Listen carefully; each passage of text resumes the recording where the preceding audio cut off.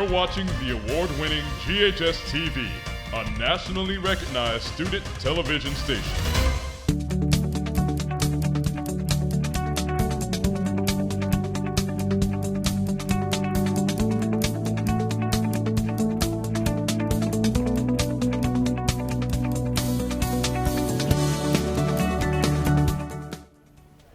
Welcome to Medical Talk. I'm Betty LaMarr.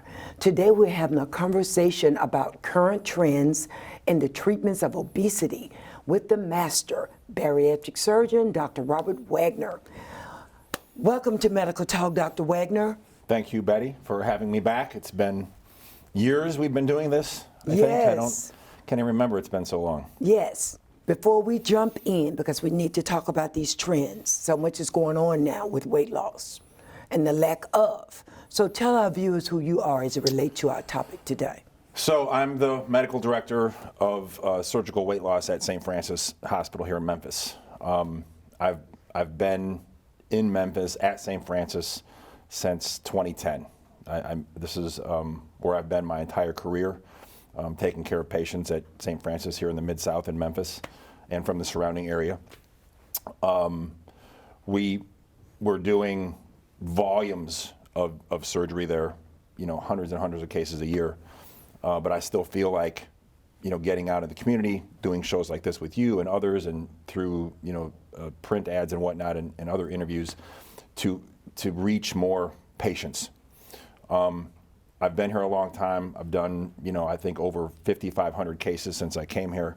Ooh. But I still feel like there's so much more work to do. Yes. Morbid obesity is still rampant in this area. You see it, I see it every day. So I still feel like, there's a lot of work to do, a lot of people to help. Okay. So I'm glad that you have me on this forum to talk about what I do. Well, you're the master. So when you need to talk about something this serious, you want to go to a master. Yeah. Now, you're right. I look around and I have a lot of people to say, we always ask people like, who do I need to bring back? Dr. Wagner, because people feel like, well, we're looking around and do we not have enough bariatric surgeons, or are people just giving up because it seems like there's more and more and more? So what are you all doing? I don't think people are giving up. I still think there's, as much as I can do, as much as you can do, there's still a lot of misinformation in the general public about weight loss surgery. So when I have a forum to talk about it, the points that I want to get across is the biggest hindrance to getting it or not getting it is still insurance coverage. Oh. Patients have to be more proactive with their employer about getting their bariatric surgery covered, or looking at their plans and making sure that bariatric surgery is a covered benefit.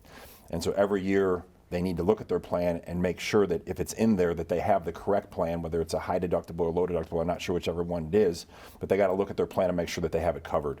So I see a lot of patients that come in, they'll have the coverage, then they'll not adjust their plan, and then next year they'll lose it and they won't be eligible. So you have to stay on top of it.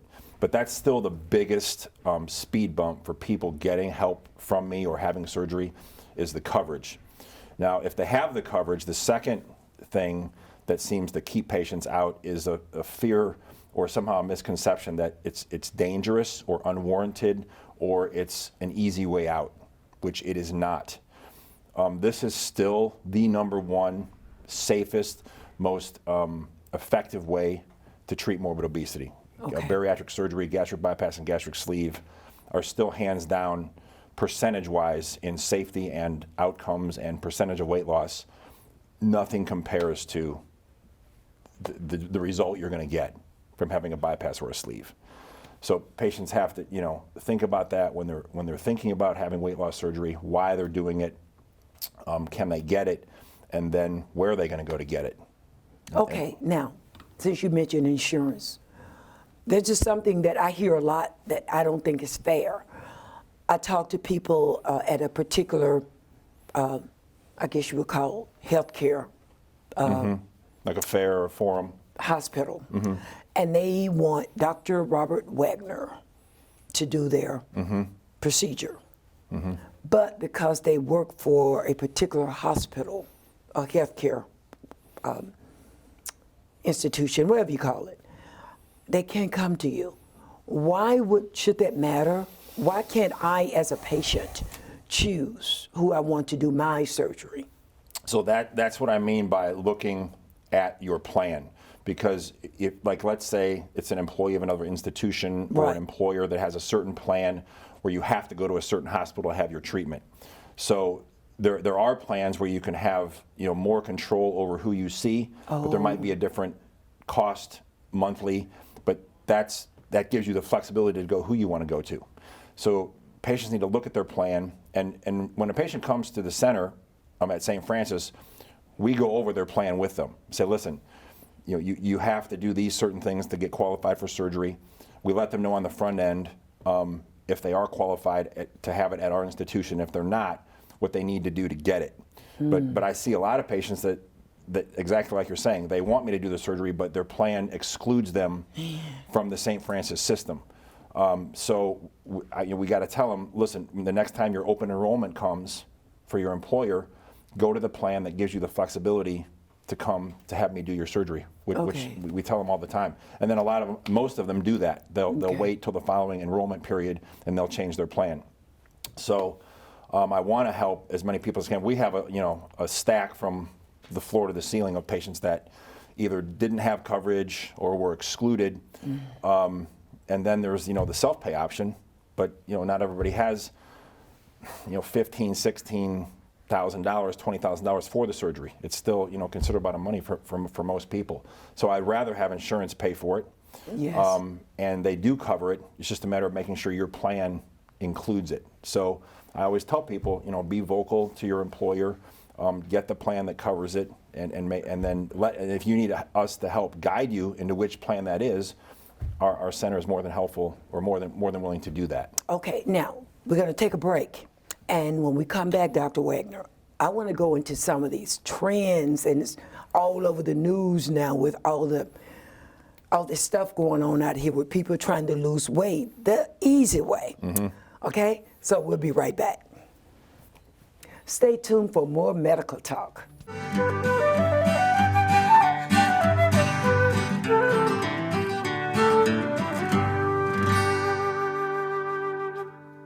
For more information about the CAPA program, visit GHSCAPA.com or call 755-7775.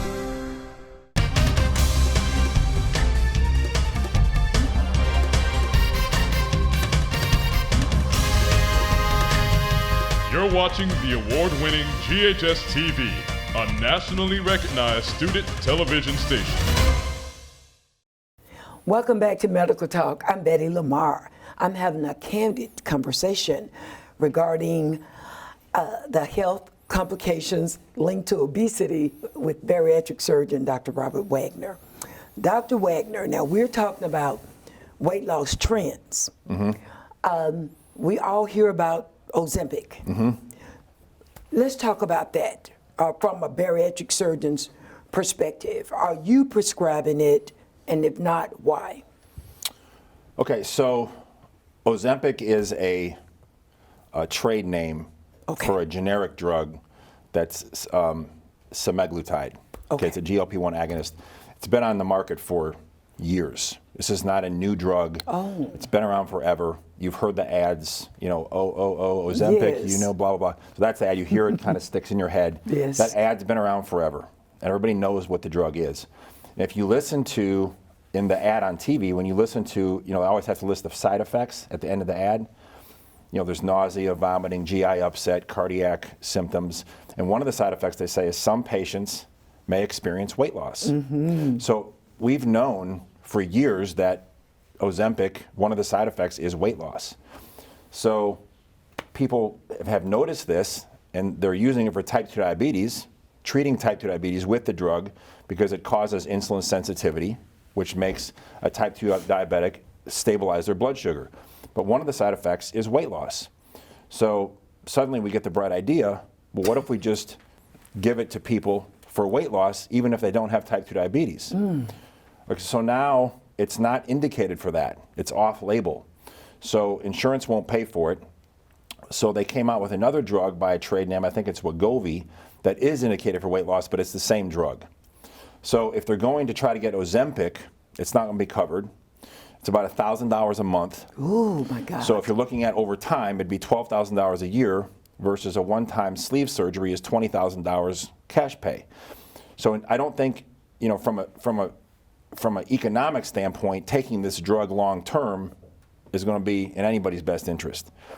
Not to mention the fact that you take a drug, every drug has a side effect. And I would say, and the research shows that about 70 to 75% of patients that take Ozempic or this drug, semaglutide, have some significant GI tract upset. Nausea, vomiting, diarrhea, constipation, something with the GI tract. It also has some cardiac side effects and some psychiatric side effects. And weight loss is one of the side effects. But they've done studies where they've compared semaglutide to gastric sleeve. And gastric sleeve isn't even as good as gastric bypass, but they use the sleeve, I think, because of the popularity of the sleeve. So they're looking at these drugs versus bariatric surgery, and they come up in a way that is half, if not a quarter, as much weight loss as a sleeve would give you. So if you're going to lose 20 or 30 pounds with the drug, the sleeve is going to provide 60 to 80 pounds of weight loss. Mm-hmm. So it's roughly under half of the weight loss. You still have the side effects of the drug. The problem is when you come off the drug, the weight's going to come back. Oh. So that's the catch. There's still no substitute for the one-time surgery of gastric sleeve or gastric bypass with minimal side effects. It's a better economic value for everybody, and the long-term weight loss is going to be more or less permanent versus taking the drug for the rest of your life. So I'm not saying the drug doesn't work or it doesn't have its place for that amount of weight loss. If you're looking to lose 10, 20 pounds, I would say that the drug semaglutide is a good place to start. But you're not going to lose 110 or 120 or 200 pounds with this drug. There's still no drug on the market that gives anywhere near the percentage of weight loss that bariatric surgery gives. So hands down, the surgical patient is not the medical patient. So that's what I tell people. When my patients come into me, they say, well, what about this new drug? I've been hearing on the news, the celebrities are buying it up, you know, left and right. You can't hardly get it. And I said, well, that's fine. First of all, they can afford it. Yeah. And they only need to lose 10 or 20 pounds. These celebrities don't need to lose 100, 200 pounds. Okay, their life is not in danger from their morbid obesity like yours is. Okay. So this is trendy stuff. It's catchy in the news. It's all over the internet. You know, I see the ads and I see people talking about it. It's been on the local news and it's on the national news, and it's even made its way into like some of the stock market shows that I watch, because these drug companies could stand to make a huge windfall from marketing these drugs for weight loss. Why? Because a third of the country, if not half the country, needs to lose weight. So they see the financial benefit of marketing this drug to those people. But that's not going to cure the morbid obesity aspect as far as if you're 100 or more pounds overweight. Surgery is still the safest, most efficacious thing you can do to lose that kind of weight. Okay, so the word morbid, when you say morbid obesity, yes, what makes obesity morbid? So when your BMI jumps from 35 to 40 and 40 and over, you're now in the morbid obesity category. What does morbid really mean as far as the life-threatening? Oh, that's what okay. So when something is morbid, I mean, that's bad. Okay, it's bad for you. There's a life-threatening component to it. It's life-altering and life-hindering. So morbid obesity, you know, is what I'm treating. The obese patient, you know, obesity starts at a BMI, you know, like around 30. There's mild, moderate, and morbid. So when you get over 35, you become a surgical candidate. Okay. Surgery is the first-line treatment, not drugs, and not lifestyle changes, and not diet and exercise. Not that those aren't components that you're still going to explore as an adjunct, but surgery is now the #1 treatment. So that should be the crux of the treatment at that BMI. So 35 to 40, and then 40 and up. My average BMI for my patients is probably around 50 to 55. So most of my patients, say on average, are between 100 and 150 pounds overweight. And so when they come into the office and they ask me about a drug or this gastric, the other thing is the gastric balloon. What about the balloon? And we've talked about this before. I mean, the balloon is fantastic. If you're for a wedding. Like I said, if you're a Germantown housewife and your wedding's and your daughter's getting married in 6 months and you want to lose 20 pounds to fit into your dress, go and get the balloon, because that's what it's going to help you do. Okay. You're going to lose, 15, 20 pounds. It's going to take about 6 months to do it. You're going to fit into the dress, and then when the wedding's over, you're going to get your balloon removed, and you're going to gain back your 20 pounds. I mean, I hate to joke about it, but that's kind of the story that I use. The balloon is a temporary thing. It's minimal weight loss, and it's just meant to be a volume expander in your stomach to kind of give you that kickstart. But it's not a temporary fix. Yes, it's not a long-term fix for morbid obesity. Okay. And so I've done several patients that have had the balloon. They're like, Dr. Wagner, I wasted $8,000, $10,000 in this thing. I lost 20 pounds. I regained 30. And now I'm ready for my gastric bypass. Okay, now speaking of gastric bypass, we'll be right back because we want to go into the surgery. Sure. I have a question. Watch this space for more medical talk with my very special guest, Dr. Robert Wagner.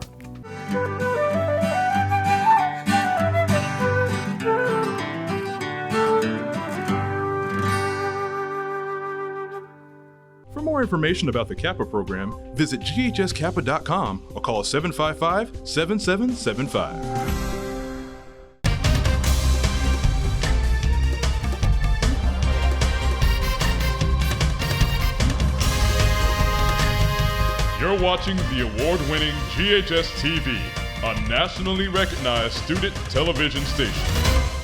Welcome back to Medical Talk. I'm Betty LaMarr with my special guest, Dr. Robert Wagner. Now, Dr. Wagner, so far so good. The show is wonderful, and as always, I learned so much. Now, let's go into the surgeries. If you will, just break down the different surgeries that you do. So I perform two primary bariatric procedures, the gastric bypass and the gastric sleeve. The similarities between the two, whereas they're identical, is the incisions on the outside of the body are the same for both surgeries. Okay. They both take roughly 45 minutes to complete. You're in the hospital one night after the surgery. Most patients go home the next day. And the recovery from both surgeries is roughly a week to 10 days. Okay. Just take it easy at home, normal daily activity, no straining, no heavy lifting, just kind of common sense. So and the diet, the post-operative progression of food and vitamins is identical for both surgeries. So patients come in, that's like, listen, what's the difference between the two? Mm-hmm. Well, there's more similarities than differences from the patient standpoint. In other words, if I did a sleeve or a bypass on the patient and I asked them on day one, which surgery did I do? They couldn't tell me. They feel the same, they look the same on the outside, everything's the same as far as post-op care and pre-op, getting ready. The only difference between the two surgeries is what I do while the patient's asleep. So the gastric sleeve surgery only involves the stomach. So I'm going to go in laparoscopically with small incisions and say the stomach is shaped, kind of like, an odd-shaped football. When I'm done operating on the stomach, it's going to look like a banana. Okay. So I'm going to remove most of the stomach, take it out of the body, and it's completely gone. So you're left with a thin sleeve of gastric tissue. Therefore, that's why I call it gastric sleeve. Okay. Now, so that procedure only involves the stomach. I don't do any alteration to the small intestine. It's strictly working on the stomach, and then that's it. The gastric bypass, on the other hand, involves making the stomach smaller, say like the size of a tennis ball, which is where your food's going to go. But I go down into the intestinal area, say 30 to 50 centimeters, and I bring up a piece of intestine and I sew it to that small tennis ball. Okay. The majority of the stomach is still there. I don't remove it, but Okay. it's bypassed, hence the name That's gastric bypass. Okay. So most of the stomach is bypassed, and then a portion of the intestine is also bypassed. The portion that I bring up and sew to the tennis ball, that extra portion of intestine is bypassed. So the sleeve only involves working on the stomach, and the bypass involves the stomach and the intestine. So both procedures, one of the key components is restriction, So you won't be able to eat as much with a sleeve or a bypass. The stomach reservoir where your food and drink go, the volume of that's just going to be smaller. So you won't be able to eat as much as you do now. And then both surgeries provide, the sleeve not as much as the bypass, but a hormonal impact on hunger, satiety, and metabolism, which are the three things that kind of control obesity in the human body. So I can alter, number one, how much food you're eating, and also when you're eating the food, your hunger drive, how you feel after you eat, and then the metabolism of the food when it's in your body. So that's why the procedures are by far and away so much more effective than anything else that's out there. Question. So why would I choose one over the other if they're going to do the same thing? Why would I want half of my stomach taken away if the gastric bypass would do the same thing without taking away anything? So when I'm talking to patients about which surgery to get, okay, so I want to know, what's their thought process, what are their goals.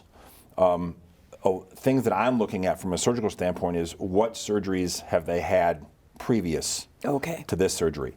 Have they had a lot of abdominal surgery? Do they have a lot of scar tissue? Do they have a lot of incisional sites from other surgeries? That's going to affect what I can do. Also, how much weight do they want to lose? And what are their comorbidities? Do they have acid reflux, type 2 diabetes? Do they have sleep apnea? Do they have hypercholesterolemia? What are the things that I'm trying to cure for them? So, if they have really bad acid reflux and we do an upper GI study and they have a lot of reflux, sleeve versus bypass, we can discuss, which one may or may not be better. Type 2 diabetics may do better with a gastric bypass versus a sleeve. Sometimes the medications they take, that they have to take, influences which surgery I can do. Wow. So you have to look at the whole global patient, figure out the goals, what they're expecting out of it, how much weight they want to lose, previous surgeries, medications they take, comorbidities, and you kind of put it all together, and then you discuss it with the patient, and then we come up with a plan. Okay. Before we run out of time, someone want me to ask you this question. Say this person had the sleeve and lost a lot of weight, lifestyle change, decided to gain weight again. What is the downside for regaining all your weight? To me, other than, you went through all this surgery, why do you want to go backwards? Right. So what's the downside to that? So with either surgery, sleeve or bypass, the lifestyle changes that we teach the patient post-operative, food choices, portion control, take your vitamins, certain ways of eating, when to eat, what not to eat, how to eat, increased chewing, just techniques of food consumption to be more beneficial, so you get the most out of the surgery. So I would say 99% of the patients do great post-op, because it does take time and effort, and a lot of thought goes into getting this. This isn't just like you come in Monday and then get surgery Tuesday. It takes months to get the surgery. So they're committed, and they've gone through all the evaluations and everything, and so I think once they get the surgery, the patients do well. But there are patients here and there that lose weight, and suddenly after a year or two, they start to regain. Okay, now, I got a 30-second wrap here, but I want, and you can always come back, right, because you are the master. Give our viewers your email address, anything that they need, if they need to get in touch with Dr. Robert Wagner. I would say the best way to get in touch with me is to go on the St. Francis Hospital or St. Francis Center for Surgical Weight Loss website, and there's applications on there to get into the program. There's informational videos about me and patients and the staff and the process of how to get started. And if they want to leave a message for me or any of the staff, they can do it through the Weight Loss Center website. Well, I would like to thank you so much for being my guest today, Dr. Robert Wagner. Thank you for having me. And you are indeed one of the masters. I will come back anytime. Oh, the master. Anytime. Thank you, Betty. Thanks for watching Medical Talk with Betty LaMarr on GHS-TV. Remember, you can also watch Medical Talk Fridays at 9:30 p.m. on Comcast Channel 17. For more information on our programming, please check us out on the web at GHS-TV.org, where we're streaming live 24 hours a day. You can also check us out on Facebook and Twitter. I'm Betty LaMarr from all of us at GHS-TV. Thank you for watching Medical Talk, and I hope to see you again.